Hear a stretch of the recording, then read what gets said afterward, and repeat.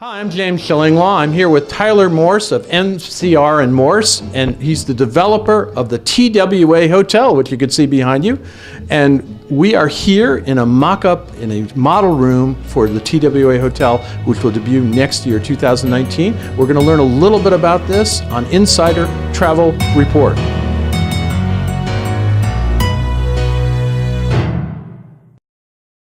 Now, Tyler, we just got through from a fantastic tour of the original TWA Terminal, which is a landmark building. Tell us a little bit about the history of this building.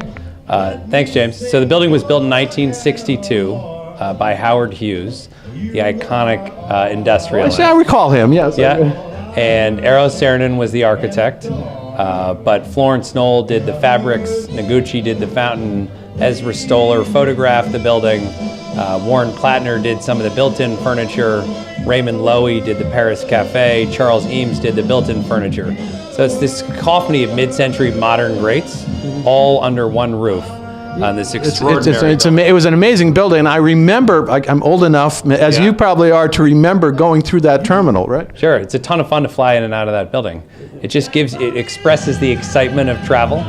That was Eero Saarinen's tagline when he designed this building, to express the excitement of travel. Now, you are restoring a lot of the old features to this building, correct? Yep, we're bringing it back to exactly how it was in 1962. And we're hearing in the music, we heard the Beatles, so I think we have a throwback here, right? Beatles, Frank Sinatra, everything is about the ethos of 1962. Now, what are some of the public rooms that you're restoring in that original building? So we're bringing back the Paris Cafe and the Sunken Lounge, the Ambassadors Club, which is the old first class lounge, Constellation Club, which was the old nightclub that was in the building. We're rehabilitating the tubes. If you've seen Catch Me If You Can, the iconic scene when Tom Hanks catches Leo, it was filmed in the building in those tubes.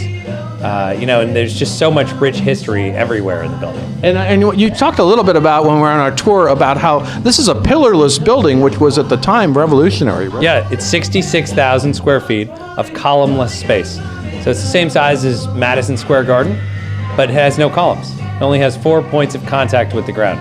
That's why it's such a structural wonder of the world, and that's why it's such an important building, and an important one to bring back to life. And you have a lot of the original furniture or restorations of the original furniture there too, right? Yeah, we're bringing back all the furniture, all the fountains, the penny tile that was laid one thumb at a time throughout the building. It's a 200,000 square foot lobby that we're bringing back to its original condition.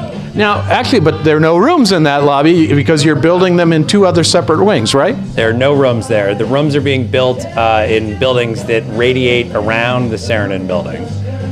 In new build guest room towers. And indeed, we are in one of those rooms right now. Tell us a little bit about this room and what it will have. So this is the model room. It has 5.5-inch thick glass.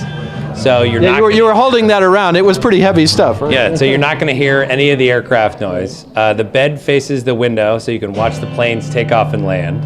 Every room has a martini bar, a rotary dial phone, a Knoll womb chair designed by Eero Saarinen, tulip tables, and the original amenities from TWA in the 1960s. And how many rooms will there be? 512. And how many suites?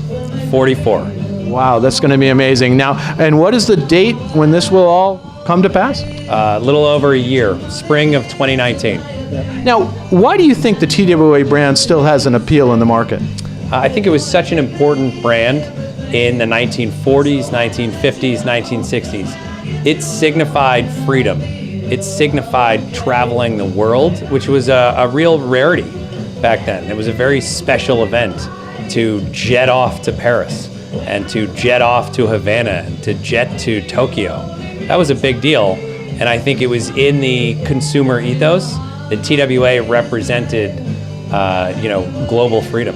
Yeah, and in fact, you are going back retro. We were just eating some retro candy, and I see right next to me we actually have a rotary phone. What is that? Yeah, I think you have a little sugar daddy still. I think we did. We had sugar daddies and good and plenties and all kinds of things. So the original rotary dial phones, we're buying them all on eBay, and we're replacing the guts of the phone with a voice over IP system. But when you pick up the rotary dial phone, you got to turn the knob, right? And so kids don't have any idea what this thing is. they've never seen a rotary dial That phone is before. true. Now- Millennials are not going to know how to dial the phone. Well, they will soon if they stay at the hotel, but we'll see what happens. Now, my audience is travel agents. What would you tell travel agents about how to sell this hotel? This is going to be a real destination. This is going to be a place that you need to go to when you travel through New York City. You want to spend a night in the iconic TWA hotel, the rotary dial phones, the great restaurants, the posters here. bars, the David Klein posters. You know, it's a retro feel that you just want to explore, whether you're an architecture aficionado, you're an av geek. This is something special. And the opening again is when? Spring of 2019. So spring of 2019, the TWA Hotel in a historic landmark building. Good luck with the project. It looks amazing so far, and there's more to come. Thanks, James. Appreciate you coming. I'm James Shillinglaw, and this is Insider Travel Report.